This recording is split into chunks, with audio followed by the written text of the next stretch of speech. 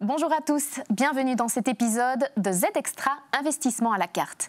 Aujourd'hui, nous abordons un sujet crucial pour tous ceux qui s'intéressent à la gestion de leur patrimoine, la construction d'un portefeuille d'investissement.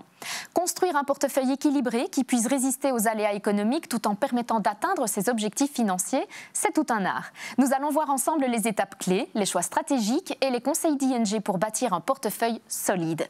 Pour cela, j'ai le plaisir d'accueillir aujourd'hui sur ce plateau Frédéric Dejambes qui nous partagera son expertise avec nous sur ce sujet. Bonjour. Bonjour Frédéric, bienvenue dans ce studio.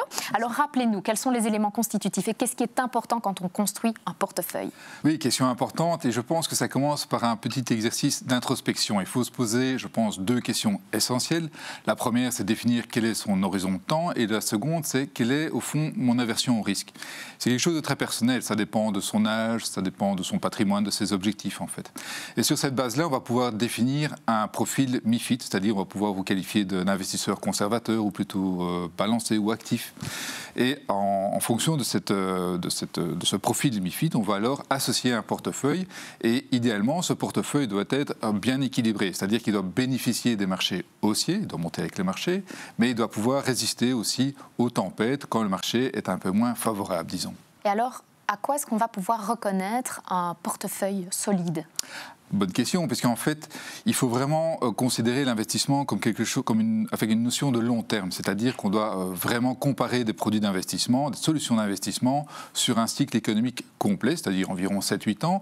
Un cycle économique complet va comprendre des phases de marché haussier, parfois des petites phases de marché baissier, évidemment, mais on doit vraiment juger des portefeuilles sur cette base-là, sur un cycle complet, et éviter de regarder sur des périodes trop courtes de quelques mois, voire 2-3 trimestres, voire même 2-3 années, parce que parfois le marché peut être relativement irrationnel pendant une courte durée. Et dans les éléments constitutifs de ce type de portefeuille, on parle aussi de plusieurs classes d'actifs? Oui, évidemment. C'est très important d'avoir dans un portefeuille plusieurs classes d'actifs. Donc on parle souvent des obligations, des actions, du cash, l'immobilier, voire les matières premières, le cas échéant, quand c'est nécessaire.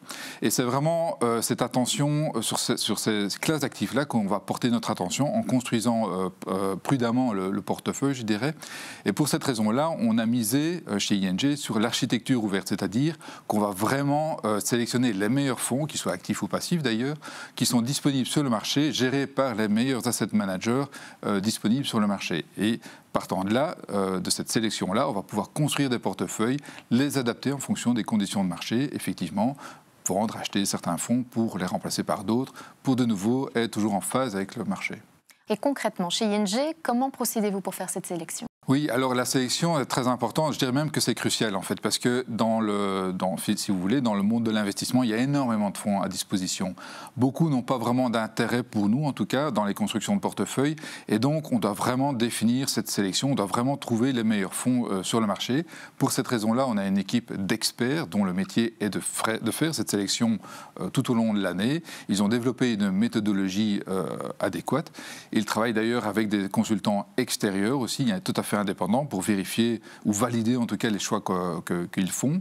Ensuite, une fois qu'on a vraiment fait la meilleure sélection des meilleurs fonds, en fait, on va construire notre portefeuille de fonds, notre fonds de fonds, et c'est un peu comme un puzzle, je dirais, c'est-à-dire qu'on va utiliser les meilleurs fonds les plus complémentaires entre eux en fonction des situations de marché, et si le marché change, le puzzle change, l'image change, et donc on va changer les pièces du puzzle pour justement toujours avoir en quelque sorte la meilleure image, en fait avoir le meilleur portefeuille, le plus adapté aux conditions de marché du moment en fait. Alors je m'autorise une dernière question, un petit conseil peut-être pour nos téléspectateurs dans la constitution de leur portefeuille. Être très prudent et vraiment se connaître au mieux, c'est-à-dire connaître son horizon de temps et son aversion au risque. C'est vraiment la clé principale. Eh bien, merci beaucoup pour tous ces bons conseils, Frédéric, et merci également à vous de nous avoir suivis. On se retrouve la semaine prochaine dans un nouvel épisode de Z-Extra Investissement à la carte.